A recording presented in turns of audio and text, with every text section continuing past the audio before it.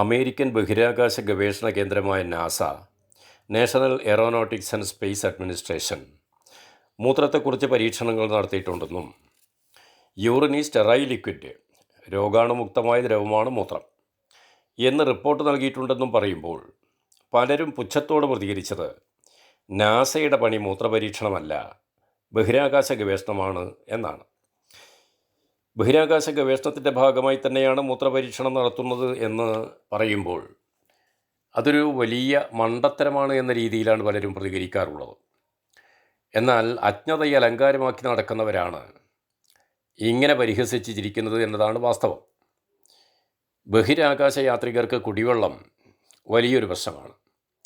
ഈ പ്രശ്നം പരിഹരിക്കാൻ എങ്ങനെ കഴിയും എന്ന കാര്യത്തിലാണ് ഇപ്പോൾ നാസ ഉത്തരം കണ്ടെത്തിയിരിക്കുന്നത്. അന്താരാഷ്ട്ര ബഹിരാകാശ നിലയത്തിലെ ബഹിരാകാശ യാത്രികരുടെ മൂത്രത്തിൻ്റെ 98% കുടിവെള്ളമാക്കി മാറ്റാൻ ആയെന്ന് നാസ അറിയിക്കുകയുണ്ടായി. ചന്ദ്രനിലേക്കും ചൊവ്വയിലേക്കും അടക്കം സുദീർഘ ബഹിരാകാശ ദൗത്യങ്ങളിൽ വൻ മാറ്റം കൊണ്ടുവരുന്ന കണ്ടുപിടുത്തമാണിത്. കൂടുതൽ സമയം ബഹിരാകാശത്ത് ചെലവഴിക്കേണ്ട ദൗത്യങ്ങൾക്ക് പുറപ്പെടുന്ന സമയത്ത് കൊണ്ടുപോകുന്ന വെള്ളത്തിൻ്റെ അളവ് ഇതോടെ വളരെയധികം കുറയ്ക്കാൻ കഴിയും. മൂത്രം പുനരുപയോഗിക്കാൻ കഴിയുന്നതോടെ ബഹിരാകാശ യാത്രികരുടെ കുടിവെള്ള ദൗർലഭ്യത്തിന് പരിഹാരമാകുമെന്നാണ് നാസ റിപ്പോർട്ട് ചെയ്യുന്നത്.